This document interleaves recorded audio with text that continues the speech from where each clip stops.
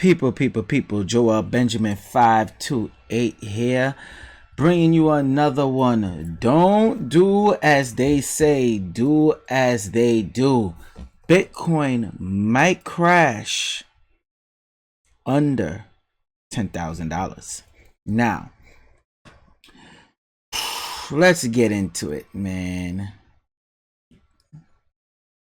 Let's start with this dude right here. Okay, Jim Rogers. I'm not trying to be on here long. I'm just going through this, zooming through this for you, because I know a lot of you are going to deny this. I'm going to see and hear the Bitcoin maximalists come for my neck, but I'm telling you, there's something fishy going on. And this year, I give it probably like around November, I want to say December. Look for Bitcoin to drop big time. It got some people that saying it's going to drop straight to zero. These people, they tell you one thing and do the opposite. I'm going to show you. Pay attention.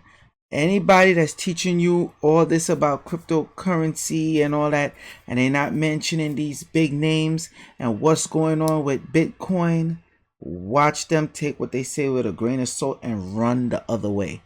Okay? So, Jim Rogers, that's this dude right here. Check him out on Crypto Vivo. So Jim Rogers supports Bitcoin, but wary of government control. Really? Now, if y'all don't know who this dude is, you know, he done work for Warren Buffett, all the big top names, and we know about Warren Buffett, so we don't even need to get into that. But anyway, Jim Belan Rogers Jr. has confirmed his support for Bitcoin or BTC this week. Mind you, this is one of the dudes that was constantly out there talking all type of shit about Bitcoin. Pay attention. The prominent investor shared his views about world famous cryptocurrency during an interview with finance channel Real Vision. Rogers remarked that he wishes he had purchased Bitcoin years ago. Oh, really? Now let's read on. Now this is one of the major parts out of this whole article. You can get time to read it when you're ready. He affirmed that he regrets his decision not to invest in the famous cryptocurrency. We find Mr. Rogers' statements worth noting. After all, he is among the well-known personalities who recently realized and got convinced that investing in Bitcoin is worthy. Rogers also said that he observed that plenty of the virtual currencies had already vanished. Check what he just said. He realized that most of the cryptocurrencies had already vanished. Let's skip one. Despite his declaration of support, skip a paragraph. We right here, people. Despite his declaration of support for Bitcoin, Rogers mentioned his concern about government's position on crypto. He confirmed that he believes governments would not enable these digital assets to flourish if they thrive as currency. In June 2020, Bitcoin-focused news outlet Bitcoin News reported that the veteran investor, we don't even need to go into all that. Point is, he capping. This guy is the know-who's of the know-who's. They always tell you to do one thing. Don't get into this. Don't get into that. Then they'll turn around and tell you, oh, get into this, get into that, or show you that they're getting in or to it. That's when your ass need to get out of it. Now, don't say I didn't tell you. See, this is him again. Just put this up here. Always these pudgy white old men that's running things, yo. Always them. Why? Why is that the case? Now, let's go to this. I don't even need to show that. There we go. Let's go to this dipstick. All right. You already know him from Shark Tank. I'm gonna make it real easy for y'all. Shark Tank star Wall Street investor need to know how their BTC is mined. Now listen to this. And this is something I've been saying this. Sooner or later, they're going to compare the Bitcoin to the same thing as blood diamonds. I hear y'all now. He crazy. Oh, he's crazy. All right. Watch what I'm telling y'all. They're going to bring certain regulations. These people already know. This was another one who been saying, don't mess with Bitcoin, don't mess with Bitcoin. While he was telling you don't mess with Bitcoin, did you know this dude owned Bitcoin? See, you can't believe these people. I already played for y'all the great crypto conspiracy where Tika Tawari was breaking it down, and he's a billionaire too. So I know he had to get backlash from the billionaire clubs for exposing it, but let's play this. You suddenly like Bitcoin, Kevin. What happened? Well, you know, when facts change, I change, and what changed and what kept me out of, I actually owned personally crypto since 2017, but couldn't talk about it because, as you recall, the regulators, particularly in large financial markets, including U.S., Canada, Switzerland, France, Britain, the Eurozone, were not really on side with Bitcoin for quite a while. That has obviously changed in the last 90 days when we saw for the very first time an ETF emerge in the Canadian market as Canadian regulators allowed it to occur. Same with Switzerland, same with Australia, same happening in Europe, same happening in Britain. So basically, the regulatory stance... His capping ass. Let me hear. Changing. So basically, the regulatory stance is changing. Okay. This is a man that owned Bitcoin. At the time, he was telling you, do not get it. Y'all don't see something wrong with that? And now, he's turning around saying, oh, it's okay if y'all get it. It's quite all right. Y'all could get it now.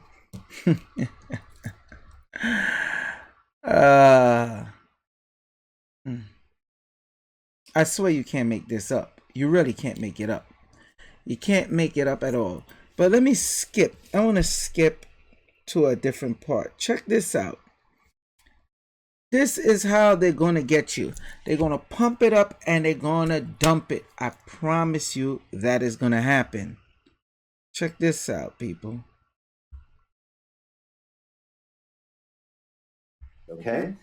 In most cases of the large institutions that I talk to, they have two committees to concern themselves with regarding crypto. Before it even gets to the investment committee, which would decide on an allocation, it has to go through the sustainability committee because there's a whole new metric around the concerns people have around sustainability, about the origin of the coin. Was it mined in China? Is it mined in a country that's under tariff or restrictions with the U.S. government? All of these new provenance concerns, which were not on anybody. Hold on.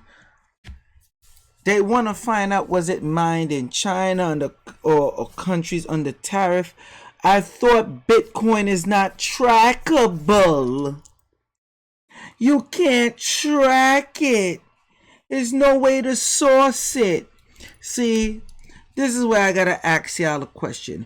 Are you stupid or are you stupid? Which one?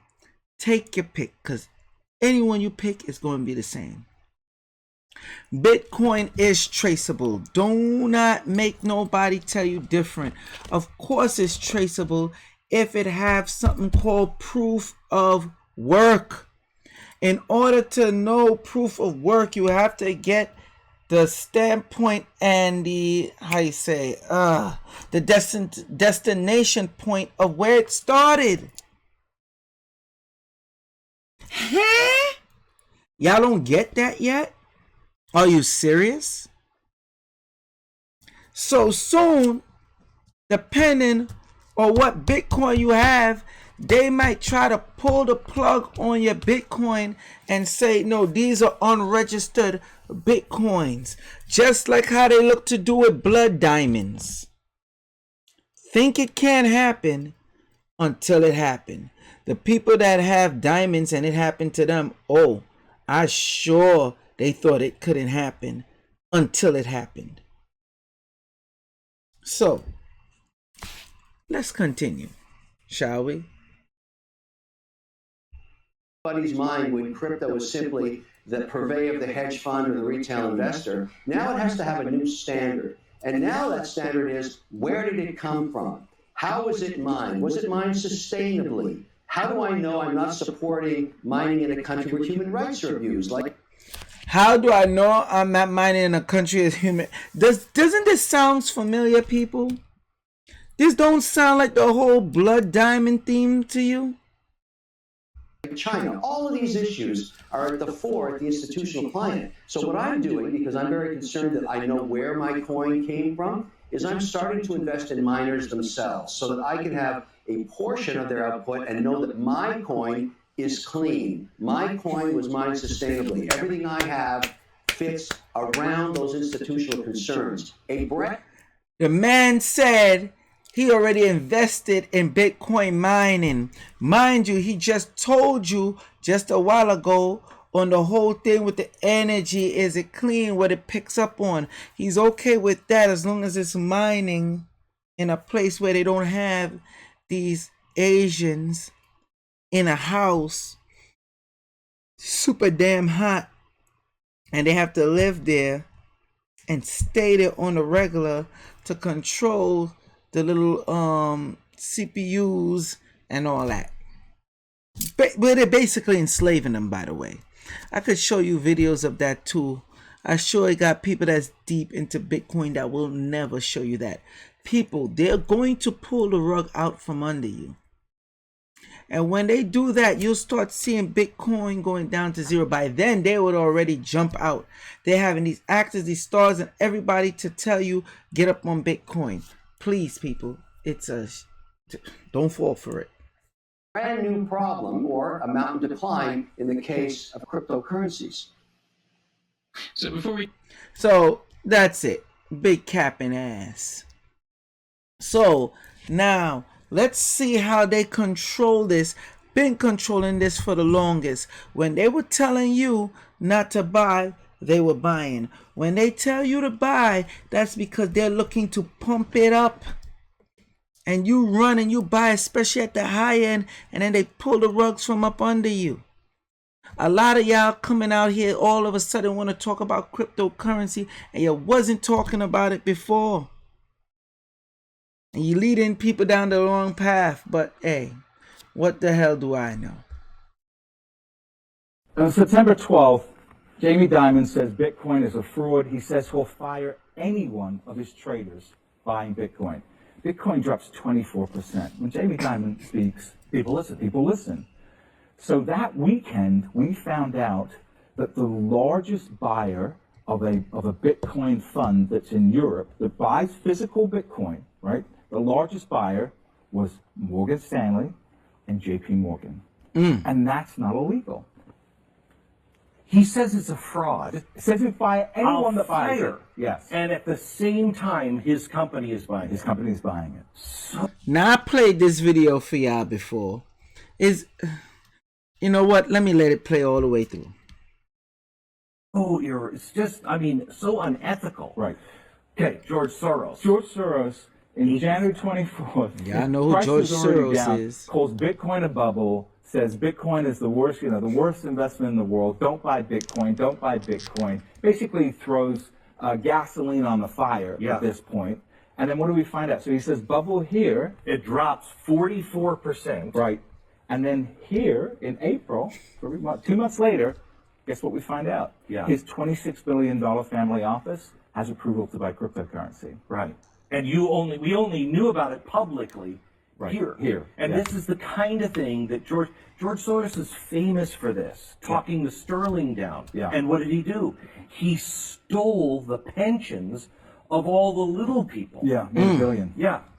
Okay, so then here now, Goldman Sachs, this, again, February 7th, most cryptocurrencies will crash to zero. Now, I remember when they said this in February, and I had, through my network, I knew that Goldman Sachs was setting up a crypto trading desk. Absolutely knew they were setting up a crypto trading desk.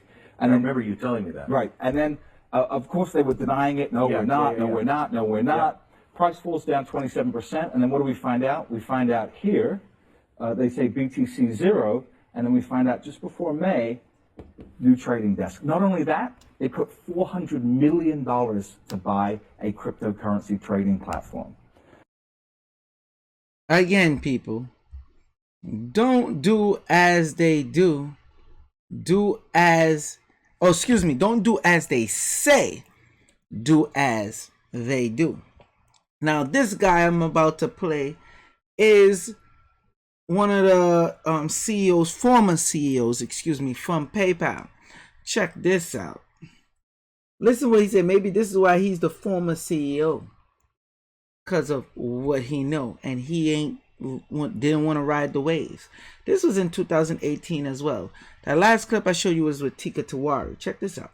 You are out there in Silicon Valley, and you probably hear a lot of the venture capitalists expound on the virtues of Bitcoin and blockchain, et cetera. Is there anything about this that you think is not a scam, or do you think that everybody just sort of drinking the Kool-Aid?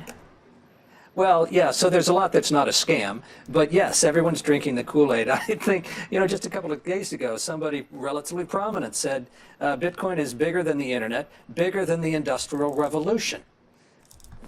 Was that Tim Draper? Well, I didn't want to mention his name, but yes. Okay. Hi, Bill. It's Karen. And he's also saying that in 4 years it'll appreciate to the point where the Bitcoin or Bitcoin and all cyber or cryptocurrencies will be worth about half of the entire S&P 500. There's no relation between value and usefulness. You heard that? The key thing he said, there's no relation between value and usefulness.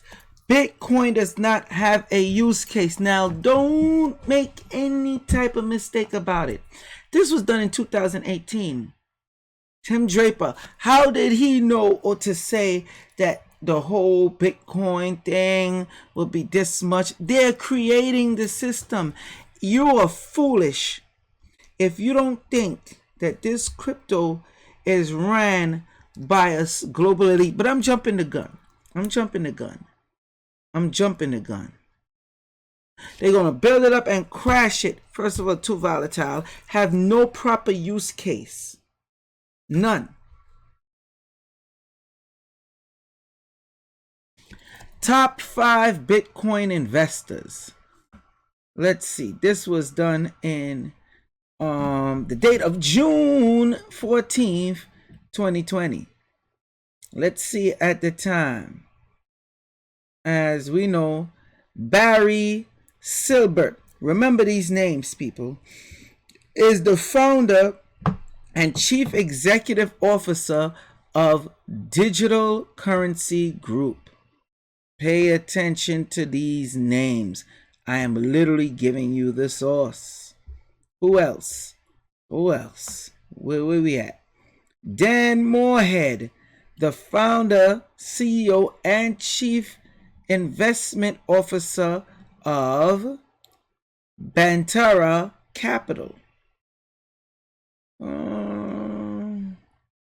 The company is the first investment firm to focus on Bitcoin. I wonder why. Now these two, Wasn't these two the ones that's the actual creators of Facebook?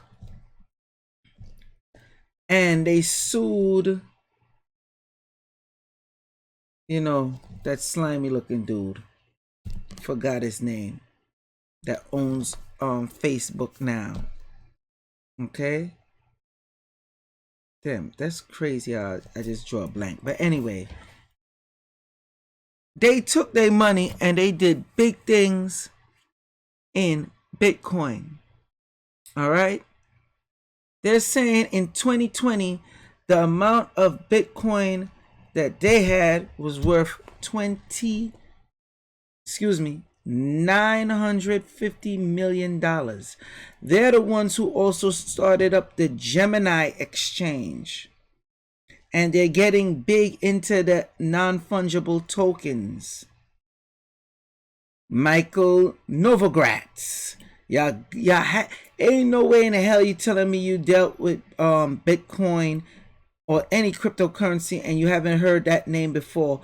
Michael Novogratz, excuse me. All right. Manager at Fortress Investment Group and partner at Goldman Sachs. Okay. Let me read the whole thing. A former hedge fund manager at Fortress Investment Group and partner at Goldman Sachs. All right. You could read the rest of this. How he was a former chairman of Galaxy Digital Holdings. See, these are names. When you hear Bitcoin, you have to know these names. And here it is again. Digital Asset Holdings. They're a big holder of Bitcoin. Anyway, moving on. We move fast pace. Public companies. All right. Public companies with largest Bitcoin holding. MicroStrategy, Tesla, Galaxy Digital, there you go again. Mass Mutual. Yes, Mass Mutual. Okay. Marathon, Patent, Square, Hut 8 Mining, Voyager Digital, Riot Blockchain, Coin, Sentinel. Okay. MicroStrategy have 71,079 Bitcoin. They probably got more. We know of Tesla, 43, probably got more now too. Now let's go over to Grayscale. Let's not forget Grayscale, people. See, we're moving more recent now. Grayscale, this 2021. Grayscale purchased 600 million Bitcoin in just 24 hours. Pay attention, people. They know what they're doing. They know what they're planning. It's all gonna come down soon. Now, let's get in 3 people who were supposedly Bitcoin founder Satoshi Nakamoto. Check this out. You're saying it's going to be the world currency, right? Okay. When something go wrong with Bitcoin, such as hacking, do not say it's not hackable. It is. I bought Hannibal Bay father, Taj Tariq Bey. Salute to those 2 men on this channel before, and he broke down with the Bitcoin how it's hackable and how the NSA got the codes and everything, and people got so furious. The Bitcoin maximalists, they got at him. Let me tell you, when something happened with Bitcoin, who you gonna call? Who you gonna email? What company you gonna show up at? Who you gonna hold responsible? Mind you, Bitcoin is too slow and everything any damn way. But when y'all find out the address for whoever, will the real Satoshi Nakamoto please stand up? Holla at me when that person does. Now, this is the person, Darren Nakamoto. that they accuse. This is the main person they like to say invented Bitcoin. He denies it. He refused it. They say, well, he had to have done it being that he was an engineer, blah, blah, blah, blah, blah. I don't even want to say he didn't do it.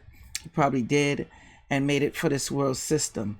This is controlled by these global elites, people. They know what they're doing. Notice they mention everything except XRP. And I could show you the part where big movements, whales, we call those whales in the whole crypto world, of XRP moving from wallet to wallet.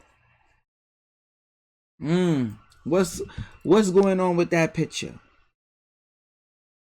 All right. The next person, Greg Wright.